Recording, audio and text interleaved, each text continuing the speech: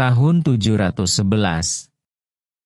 Sebuah tanggal yang diukir dengan api dan darah. Di halaman paling gelap dalam sejarah universal. Laut Mediterania. Laut yang selama berabad-abad menyatukan kerajaan paling kolosal di dunia. Ia bersiap untuk merenungkan jurang maut.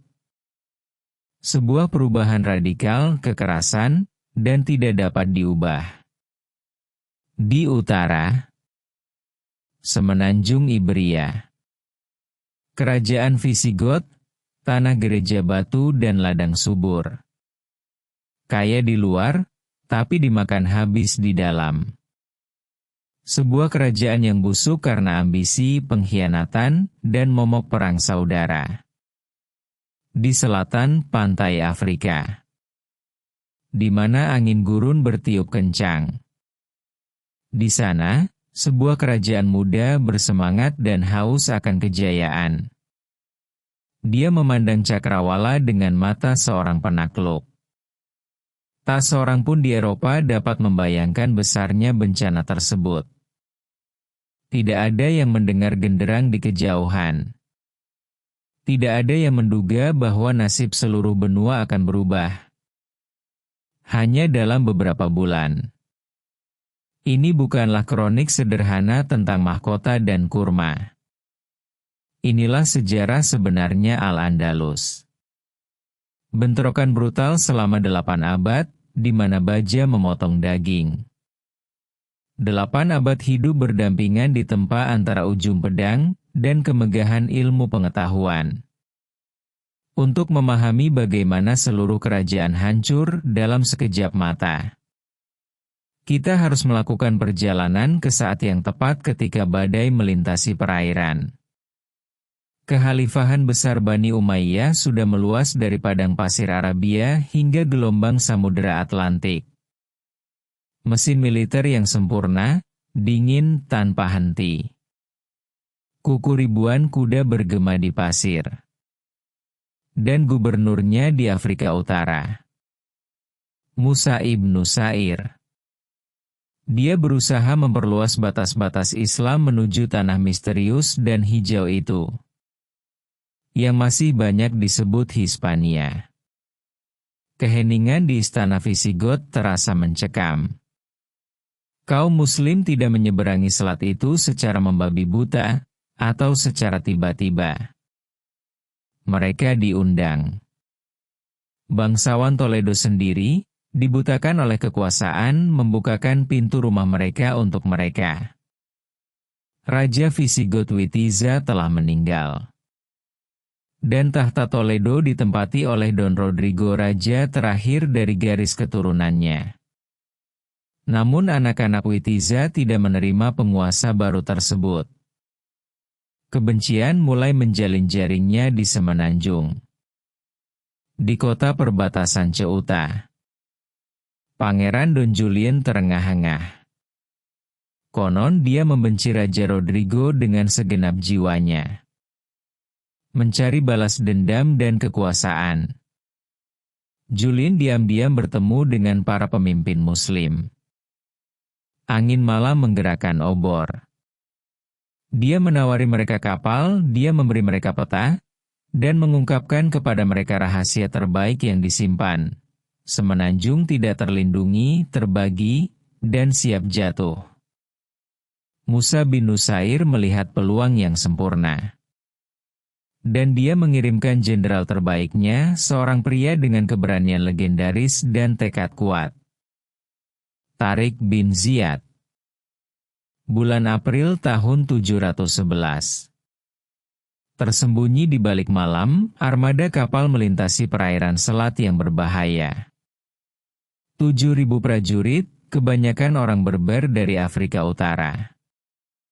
Mereka menginjakan kaki di tanah Semenanjung Iberia untuk pertama kalinya. Mereka mendarat di bawah bayangan batu raksasa yang mengapung. Tempat yang sejak saat itu akan berganti nama selamanya. Jabal Tariq, Gunung Tariq, tempat yang sekarang dikenal dunia sebagai Gibraltar. Legenda mengatakan bahwa begitu dia melangkah ke pasir, Tariq membuat keputusan radikal. Dia menatap mata anak buahnya, menunjuk ke kapal dagang yang mengangkut mereka, dan memberikan perintah paling berani dalam hidupnya. Bakar kapalnya. Kayunya berderit keras, dan nyala api menerangi malam selat. Pesan kepada pasukannya jelas dan brutal. Tidak ada kata menyerah. Tidak ada kapal yang bisa kembali, tidak mungkin mundur. Entah kita menang di dunia ini, atau kita akan mati di dunia ini. Saat asap dari kapal menghilang, Raja Rodrigo berada jauh, jauh sekali. Dia memerangi pemberontakan Basque di wilayah utara yang dingin di tengah hujan dan lumpur. Ketika berita pendaratan sampai ke telinganya, dia tidak menganggapnya penting. Dia pikir itu hanya serangan penjarahan sederhana, bajak laut yang akan melarikan diri ketika mereka melihat baja. Tapi dia sepenuhnya salah. Itu bukan penjarahan, itu adalah invasi besar-besaran. Rodrigo mengerahkan pasukannya dengan tergesa-gesa melintasi semenanjung dari utara ke selatan.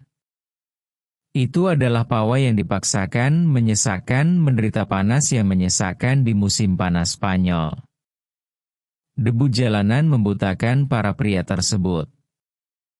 Prajuritnya tiba di selatan dengan kelelahan haus, dan dengan semangat rendah. Meski begitu, pasukan Visigoth sangat besar, jumlah pasukan Tariq hampir 2 kali lipat. Bentrokan terakhir pun tak terhindarkan. Pada pertengahan bulan Juli tahun 711, di tepi sungai Guadalete, angin berhenti. Keheningan mendominasi dataran. Dua dunia, dua agama, dan dua cara memahami perang saling berhadapan. Pasukan Don Rodrigo bersinar. Baju besi berat mereka memantulkan cahaya matahari yang tiada henti. Standar kerajaan Goth melambai, luar biasa menantang.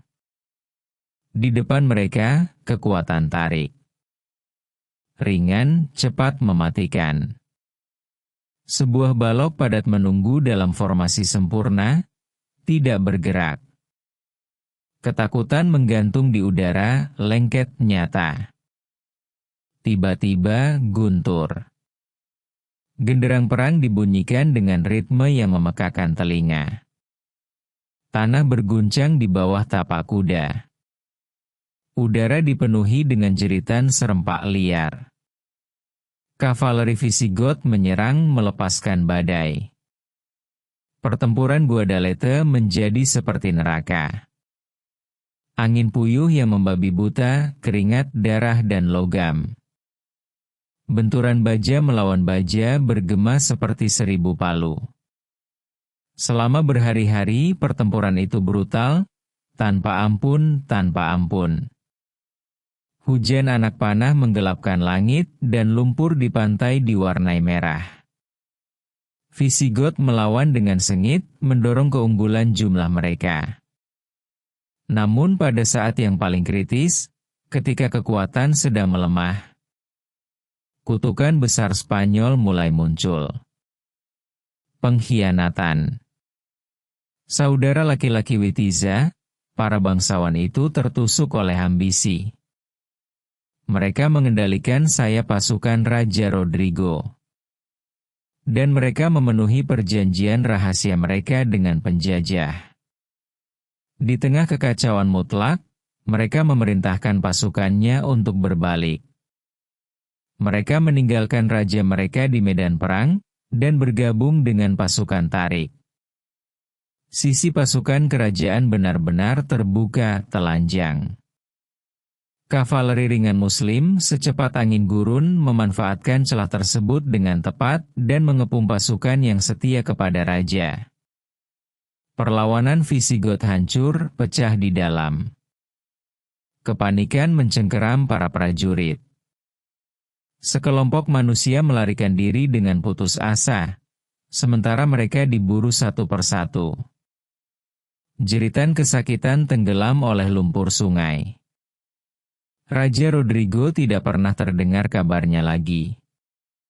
Di tepi sungai Guadalete yang berlumpur, di antara mayat-mayat yang berjatuhan, hanya kuda putihnya yang ditemukan lelah terluka. Dan sepatu bot kerajaannya, ditenun dengan benang emas dan berlian imitasi, tenggelam dalam lumpur. Raja Visigot terakhir telah menghilang dan bersamanya seluruh kerajaannya. Kekalahan di Guadalete bukanlah akhir dari pertempuran sederhana. Itu adalah keruntuhan tiba-tiba seluruh negara bagian. Tarik, sadar bahwa musuh telah dipenggal, tidak menyia-nyiakan satu detik pun. Dia tidak menunggu bala bantuan dari Afrika. Dia tidak berhenti untuk beristirahat atau merayakan. Ia melaju seperti kilat tanpa henti menuju jantung semenanjung. Kota-kota di Spanyol menyaksikan badai itu dengan teror. Demoralisasi, sangat terpecah, dan bosan dengan pemerintahan Toledo yang kejam. Mereka berjatuhan silih berganti, seperti kartu domino sebelum Islam maju. Banyak dari mereka bahkan tidak menggambar baja. Mereka membuka pintu kayunya yang besar bagi kaum muslim. Sebagai imbalan atas perjanjian yang menghormati nyawa mereka, tanah mereka, dan harta benda mereka. Dalam waktu kurang dari 3 tahun, segelintir ribu prajurit gurun berhasil menaklukkan luasnya semenanjung Iberia. Dari pantai selatan yang terbakar, hingga puncak Pyrenees yang membeku. Kerajaan Visigot, yang telah memerintah negeri ini selama 300 tahun, telah terhapus dari muka bumi. Sebuah keruntuhan mutlak, sebuah pukulan strategis yang menghancurkan. Hanya bekas luka yang tersisa terukir di ujung utara. Jalur sempit pegunungan terjal, gua gelap dan hutan yang tidak bisa ditembus. Asturias. Satu-satunya sudut yang lolos dari cengkeraman kerajaan baru. Di sana, di antara kabut dan batu hidup, sekelompok buronan bersembunyi.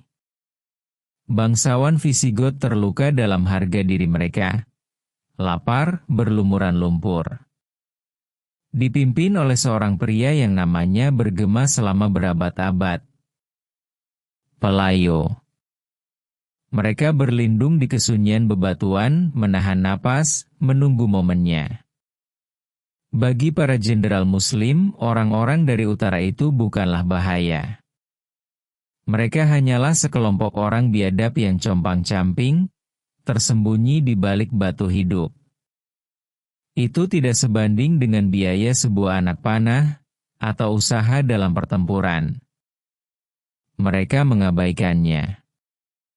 Mereka mengira penaklukan itu total, bahwa tanah Spania sepenuhnya milik mereka. Sebuah kesalahan besar. Mereka tidak tahu bahwa di dalam perut dingin pegunungan itu, di Covadonga, percikan diam-diam sedang muncul. Sebuah bara api yang tersembunyi di bawah abu. Percikan yang membutuhkan waktu 800 tahun untuk padam. Era Al-Andalus telah dimulai. Sebuah provinsi baru yang dimasukkan ke dalam kekhalifahan Islam raksasa. Sebuah negeri yang melalui takdir yang menakjubkan akan menjadi mercusuar budaya barat. Sementara ibu kota besar Eropa tenggelam ke dalam lumpur buta huruf dan kegelapan abad pertengahan. Al-Andalus bersiap untuk bersinar. Bendera Islam sudah berkibar kuat di benteng Toledo dan Cordoba. Nasib semenanjung itu ditentukan oleh besi. 8 abad berikutnya akan menulis sebuah epic kekuasaan absolut, seni halus, ilmu pengetahuan revolusioner, dan perang abadi. Sebuah cerita yang direkam oleh dua sisi, yang akan mengubah jalannya dunia selamanya. Gemerincing pedang pun menghilang. Asap tebal dari api mulai menghilang, dan debu dari dataran kembali menempel di tanah. Keheningan kembali terjadi di medan perang, memberi jalan bagi metamorfosis yang belum pernah disaksikan Eropa. Spanyol kuno milik Visigot, pedesaan, terisolasi dan terfragmentasi. Provinsi ini tidak lagi menjadi provinsi pinggiran dan menjadi salah satu negeri terkaya dan termaju di barat. Beberapa dekade kemudian, setelah perang internal dan perebutan kekuasaan yang sengit, Emirat Cordoba yang merdeka secara resmi lahir. Kelahiran yang terjadi berkat kedatangan hantu. Seorang pria yang lolos dari cengkeraman kematian di gurun pasir timur. Abderrahman pertama, yang oleh sejarah disebut sebagai imigran. Orang terakhir yang selamat dari dinasti Umayyah setelah pembantaian berdarah di Damaskus. Mereka dipenggal dalam sebuah pesta pengkhianatan. Dia melintasi Afrika Utara dalam isolasi mutlak, mengejar, menghindari pembunuh di setiap bayangan. Sampai dia menginjakan kaki di tanah Al-Andalus pada tahun 755. Kedatangannya mengubah aturan main selamanya. Abd Ar-Rahman tidak datang untuk menjarah gereja atau membakar tanaman, dia datang untuk membangun kerajaannya sendiri. Dia menyatukan suku-suku yang bersaing dengan diplomasi dan kelicikan.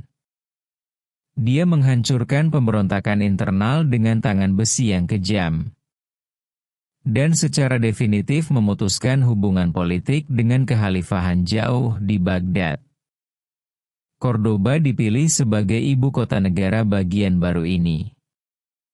Sebuah kota yang sebelumnya mendekam di tepian sungai Guadalquivir.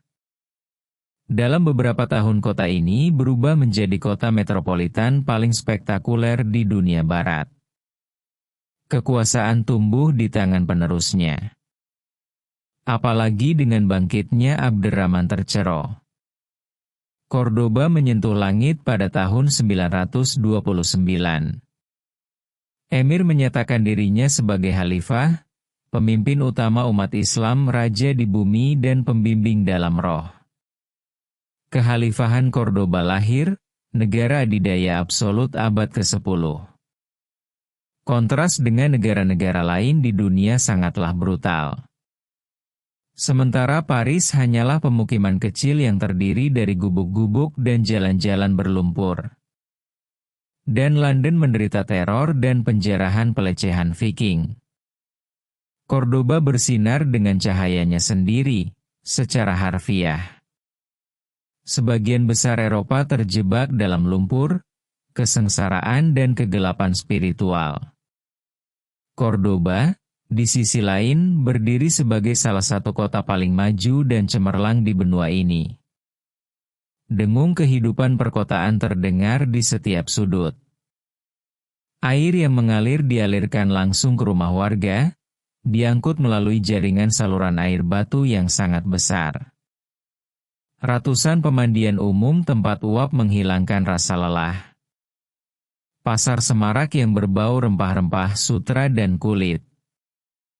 Dan istana marmer putih yang menantang perjalanan waktu. Populasi Cordoba melebihi ratusan ribu jiwa menurut perkiraan pada saat itu. Jumlah yang sangat besar, tidak terpikirkan oleh kota-kota Eropa lainnya pada masa-masa kelam itu. Pria, wanita, orang bijak dan pedagang dari segala ras dan agama memadati jalan berbatu tersebut. Tapi simbol sebenarnya dari kekuatan ini bukanlah benteng bertembok, tapi sebuah kuil. Masjid Agung Cordoba. Hutan kolom marmer mistis yang tak berujung jasper dan granit. Batu-batu yang disatukan dengan lengkungan tapal kuda dicat merah dan putih yang tampak melayang di udara melawan gravitasi. Setiap khalifah memperluas bangunan sucinya, bertatahkan mosaik emas cemerlang yang dibawa dari Bizantium. Sebuah karya seni total yang memproklamirkan kepada bangsa-bangsa di bumi tentang kekayaan Al-Andalus yang tiada habisnya. beberapa kilometer dari ibu kota.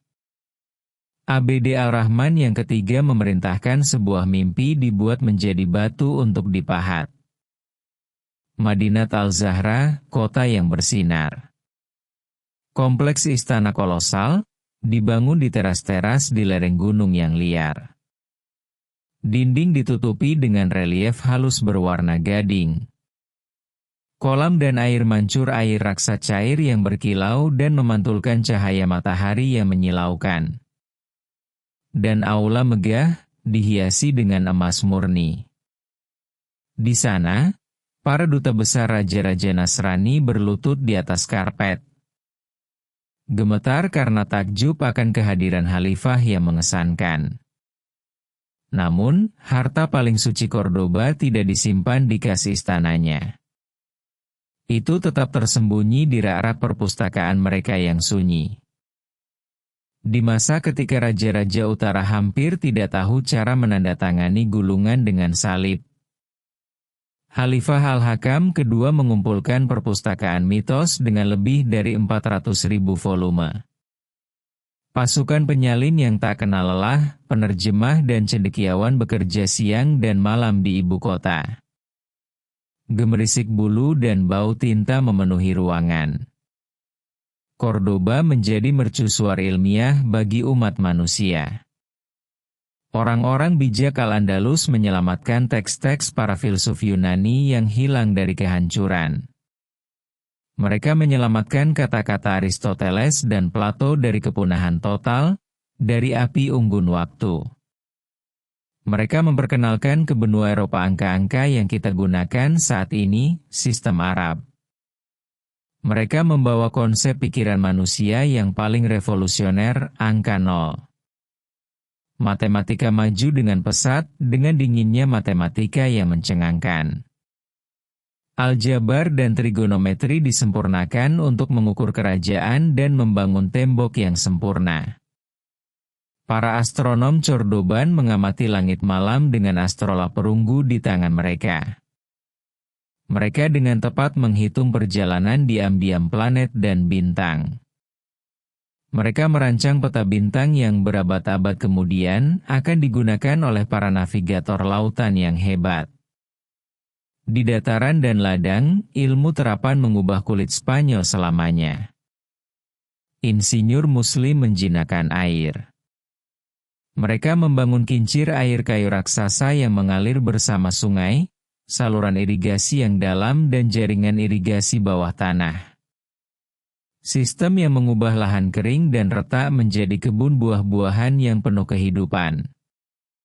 Mereka memperkenalkan tanaman baru, tanaman yang saat ini menentukan keahlian memasak dan kekayaan Eropa Selatan. Beras, tebu, jeruk pahit, lemon, kapas, dan terong. Produk-produk ini muncul pertama kali di pasar Spanyol. Mengubah rasa perdagangan dan pola makan benua selamanya. Kedokteran di Al-Andalus sudah berabad-abad lebih maju dari zamannya. Dokter legendaris seperti Abul Chasis, bapak bedah modern yang sebenarnya.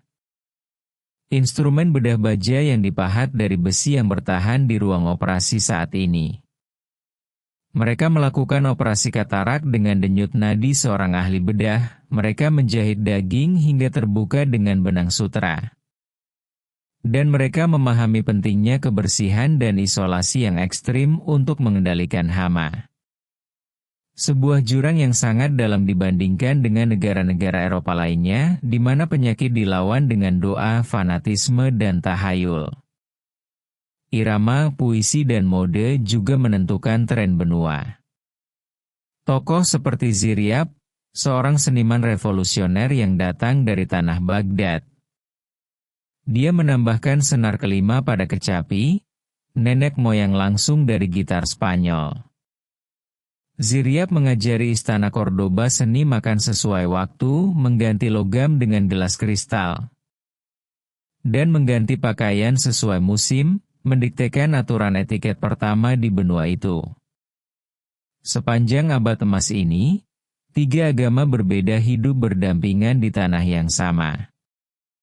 Muslim, Kristen Mozarab dan Yahudi berbagi tembok yang sama dan berdagang di alun-alun.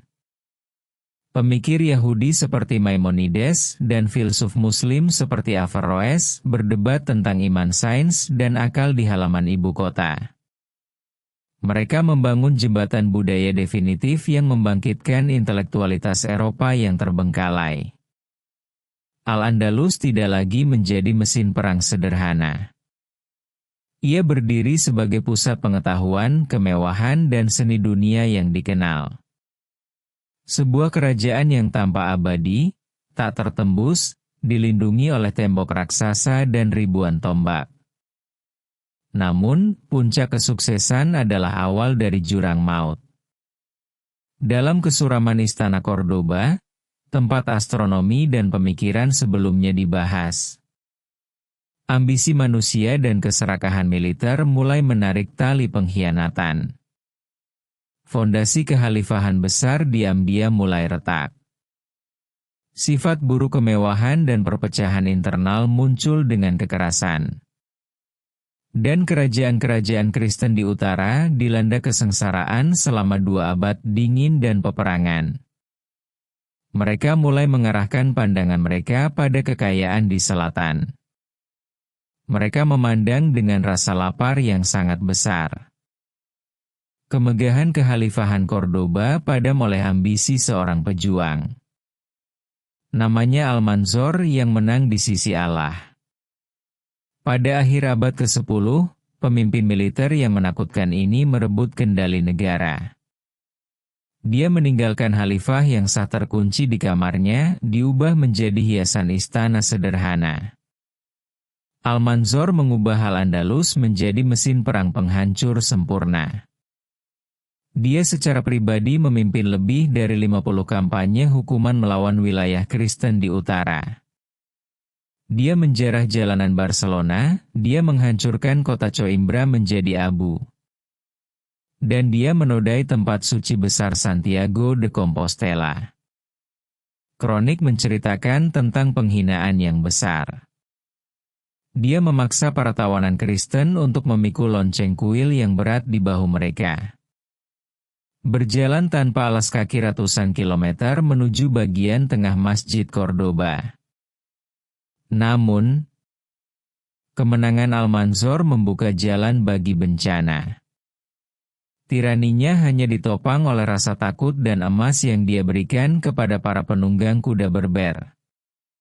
Ketika Almanzor menghembuskan nafas terakhirnya di tahun 1002, kekosongan kekuasaan menimbulkan badai.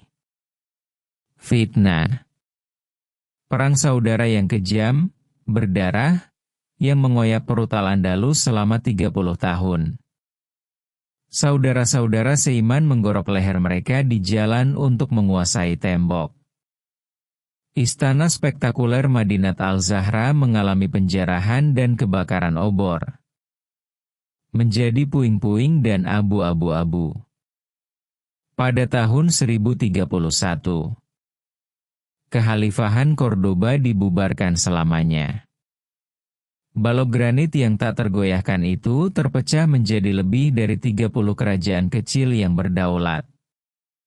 Kerajaan Taifas, Sevilla, Toledo, Zaragoza, Granada. Setiap ibu kota mendeklarasikan dirinya sebagai penguasa atas nasibnya sendiri. Meskipun istana-istana kecil ini bersaing dengan arogan untuk memiliki para penyair dan seni terbaik. Di medan perang mereka tanpa rapuh, tidak mendukung dan buta karena kecurigaan. Kebencian mereka begitu dalam sehingga terlalu sering. Mereka mengirim peti penuh emas kepada raja-raja Kristen di utara. Memohon agar penunggang kuda mereka turun untuk memusnahkan taifah Muslim yang bertetangga. Kelemahan ekstrim ini adalah peluang emas yang telah ditunggu-tunggu oleh wilayah utara. Kerajaan-kerajaan kecil Kristen yang telah bertahan selama 3 abad antara kelaparan dan batu telah menjadi tangguh dalam pertempuran dan disatukan oleh mahkota yang kuat. Castilla, Leon, Navarra dan Aragon bukan lagi kelompok pengungsi. Mereka adalah tentara profesional. Titik balik besar terjadi pada tahun 1885. Raja Alfonso Sextus dari Leon dan Castilla maju bersama pasukannya dan menaklukkan kota simbolis Toledo. Ibu kota Visigoth yang lama kembali ke tangan Kristen. Dampak psikologisnya mengguncang seluruh dunia Islam. Para taifah, ketakutan melihat umat Kristen merebut kembali pusat semenanjung. Mereka membuat keputusan putus asa. Mereka meminta kekuatan dari luar. Kaum Almoravid menyeberangi selat, dan kemudian kaum Almohad. Kerajaan yang ketat dan termiliterisasi dari Afrika Utara. Para pejuang Berber ini datang dengan disiplin militer yang kuat dan fanatisme yang tiada henti. Mereka menghentikan kemajuan Kristen dalam pertempuran berdarah seperti Sagrajas dan Alarcos. Dan mereka menyatukan kembali Al-Andalus melalui kontrol agama yang ketat. Namun intoleransi mereka menghancurkan kekayaan budaya hidup berdampingan di Cordoba dan Seville. Memaksa ribuan orang Yahudi dan Kristen Mozarabich mengungsi ke kerajaan utara. Perang total untuk semenanjung diumumkan. Paus menyatakan kampanye di Spanyol sebagai Perang Salib Suci. Menarik satria Templar dan pejuang dari seluruh Eropa untuk melawan Islam. Guncangan definitif yang mengubah nasib semenanjung terjadi pada tahun 1212. Las Navas de Tolosa. Di ladang Jaen, pasukan Kristen dalam jumlah besar yang dipimpin oleh Raja Alfonso Octavo dari Castilla menghadapi pasukan besar Khalifah Almohad.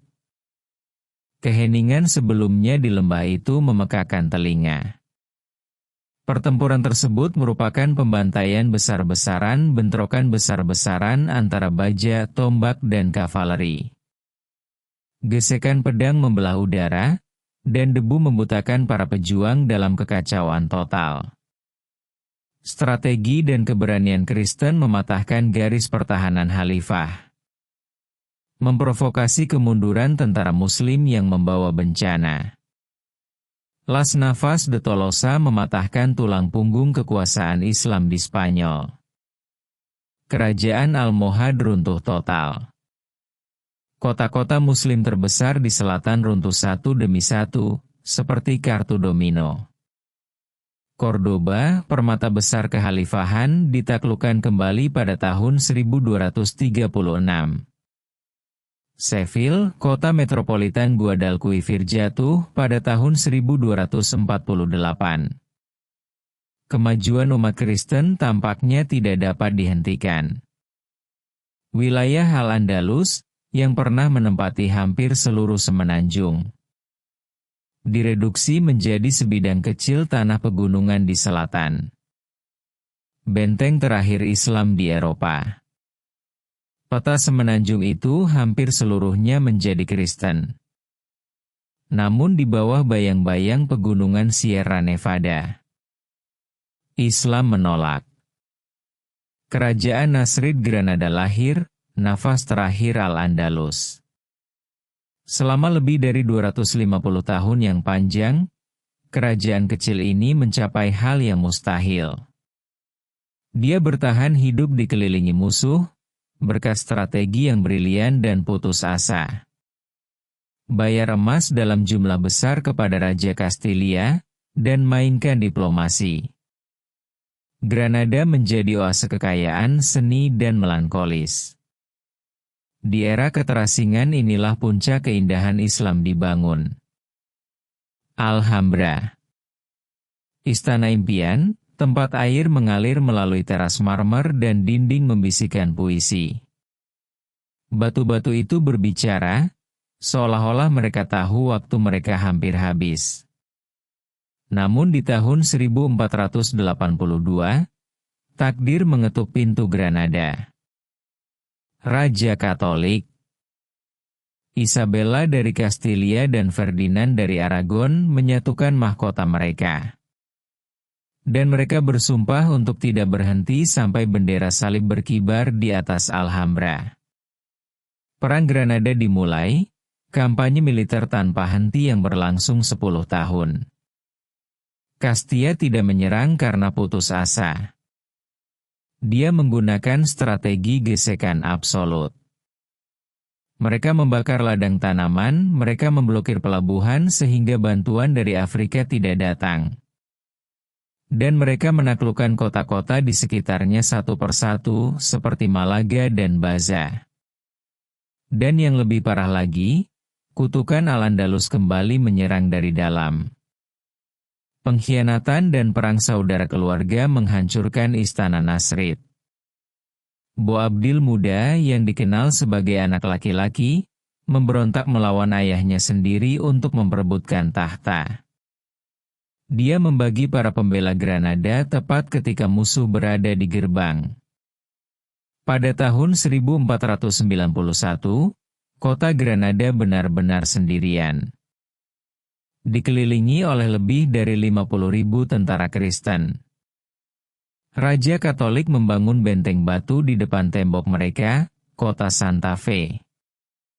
Sebuah strategi yang jelas untuk menunjukkan kepada umat Islam bahwa mereka tidak akan pergi dari sana sampai kota itu jatuh.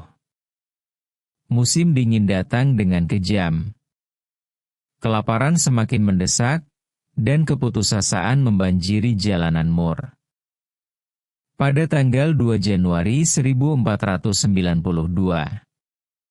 sejarah berubah arah selamanya. Boabdil, dengan air mata berlinang dan patah hati, melintasi gerbang monumental kota.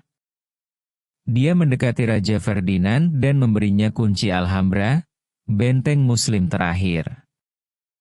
8 abad kekuasaan Islam di semenanjung Iberia memudar di pagi musim dingin yang dingin itu. Legenda mengatakan bahwa saat Boabdil pergi ke pengasingan, dia berhenti di sebuah bukit untuk melihat Granada untuk terakhir kalinya. Dia menangis terseduh-seduh karena kehilangan surganya. Dan ibunya sendiri, Ratu Aisyah yang keras kepala, memberinya sebuah kalimat yang terekam dalam keabadian. Menangislah sebagai seorang wanita atas apa yang kamu tidak tahu bagaimana cara membelanya sebagai seorang pria.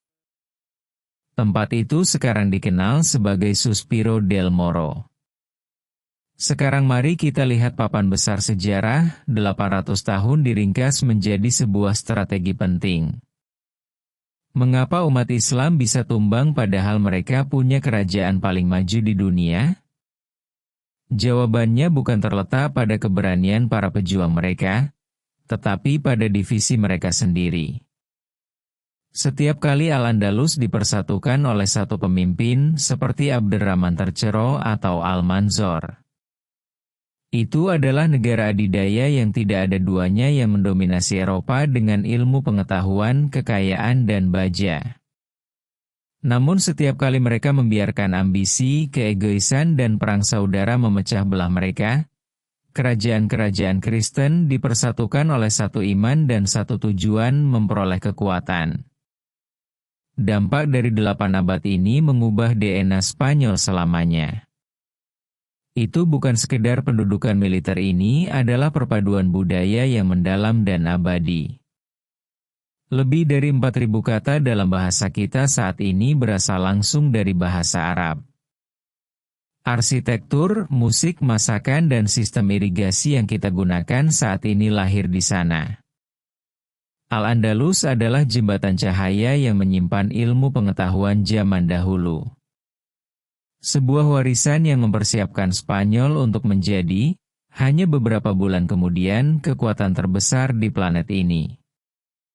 Sejarah 8 abad telah berakhir, namun gaungnya akan terus bergema selamanya.